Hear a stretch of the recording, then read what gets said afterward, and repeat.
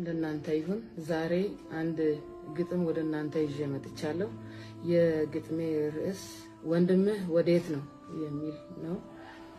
የአባትህ የአዳም ልጅ እያየህ ያደገው ደስታ ሐዘንህን አብሮ ተካፈለው ስትጠራው አቤት ሚል ጎንህ የነበረው ይገለኛል ብሎ የማይጠረጥረው እንሂድ ወዳልክበት ሊሄድ የማይፈራው መልስልኝ ቃየን ወንድምህ ወዴት ነው ብሎ እግዚአብሔር ጠይቆት ነበረ። መግደል ያሳፍራል ሊነግረው አፈረ። ሊሸሽግ ቢሞክር እግዚአብሔር አይቶታል፣ የሚገባውንም ቅጣት ሰጥቶታል። የዘመኔ ቃየን የወንድምህ ገዳይ ነፍሱን እስከ መንጠቅ ስታሴር በርሱ ላይ ማይሰወርበት አለና በሰማይ በእግዚአብሔር ፊት ታይቷል ያንተም ጉዳይ። የደስታው ምክንያት መሆንን ትተህ መቃብር ልትሸኘው መንገድ አበጅተህ ለፍቶ የሰበሰበውን ከእጁ አስጥለህ ያቀደውን እንዳይደርስ መንገዱ ላይ ቆመህ የዘመናት ህልሙን ባንዴ ያጨልመህ በደስታ በሰላም የምትኖር መሰለህ።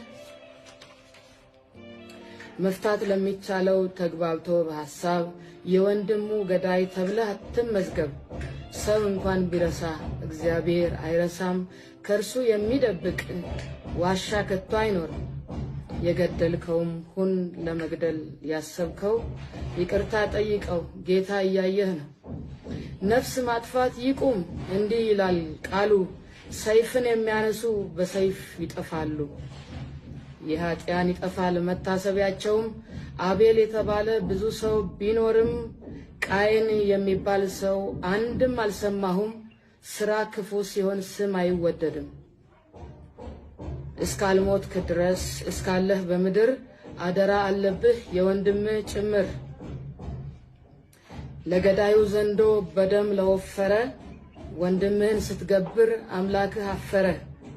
በድሎህ ቢሆንም ቻል አርገህ ለፍና ሌላ ጊዜ ደግሞ እሱ ይቻልህና ኑሩ ተስማምታችሁ ሰይጣን ደስ አይበለው።